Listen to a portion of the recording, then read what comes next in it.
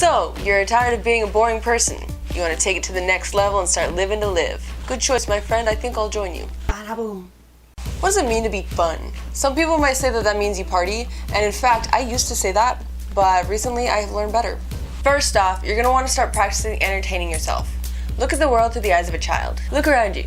For everything you look at, imagine how you could turn it into a toy. You know, like that Kleenex could be used to shoot hoops into the garbage, that kombucha bottle could be used to make music, or you could lay it on its side and see how many times you could get it to spin on its own. Virtually anything could be made into an entertainment device, and the more you practice now, the better you'll get at it. And then you'll discover all kinds of new, fun ways to entertain yourself that doesn't involve staring at a phone. Okay, once you've mastered that, get a friend so that you can practice entertaining yourself in a way that interacts with other people. A string turns into cat's cradle. A pen and paper turns into hangman or connect the dots or kill the doodle. Somehow for me, this always results in playing with fire, so whatever you do, just be safe and be smart and don't play with fire.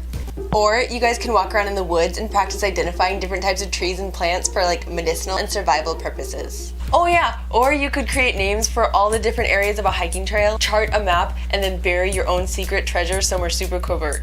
Oh, or you guys could create a memory box together and then bury it and then come back for it later, years down the line. You could climb trees and then carve your initials at the top. Just be safe. Then, once you've done that, you can upgrade to small groups. At this point, you're gonna wanna have watched my social skills videos and have practiced them, because this is kind of a point you're gonna build up to.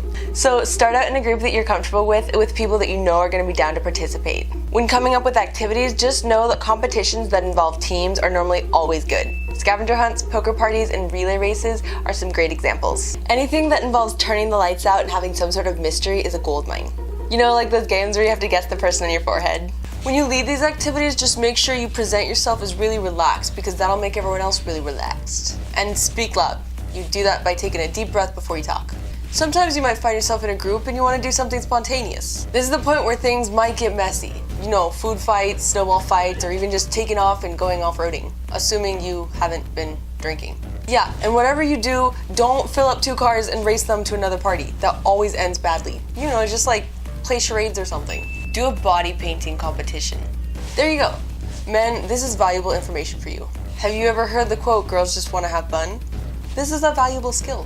Other good spontaneous forms of entertainment involve getting physical. You know, like wrestling games like passing the guard or arm wrestling or even just thumb wars. If any one of you guys can come up with some good ideas on stuff like that, then post it below and maybe I'll feature them in a video. Sometimes you gotta warm up your group before you try to initiate activities. You can do this one person at a time. So yeah, just go for it and dive deep. Ask them this question. What's one thing you want to do before you die? If you're bold, you can also just push right past all the small talk and ask them if they're going through any personal struggles in life right now. It is tactical. Doing this is a great way to emotionally throw off their guard so that they're more ready to live life to the fullest and to participate. If not, you can always just grab a friend and then throw popcorn into each other's mouths and see if you can catch it, because food basketball never fails.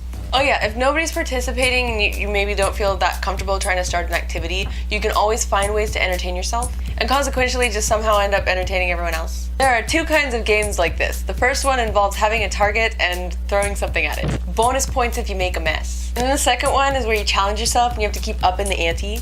These ones always kind of end up being dangerous though, so for your guys' safety, I'm not going to list any examples, and maybe for liability reasons. I'll give you a hint. It normally involves something like knives, fire, or some kind of jumping or smacking. Oh, or you guys could play Houdini, where 2 people get duct taped to a chair and they have to see who gets out the fastest. Yeah, and if all else fails, then it's cool to just have random little skills to entertain yourself. Like drawing caricatures, hacky sack, beatboxing, and cooking. Oh, and if it's not normal for people to do that at your parties, then you make it the norm. Okay, now pause and think of someone who you know that's really fun. What is it about them that makes them fun? Post your thoughts in the comments below because we can build on that. I love you! Scavenger hunts, poker parties, and relay... Scavenger hunts that you know are going to be down to participate.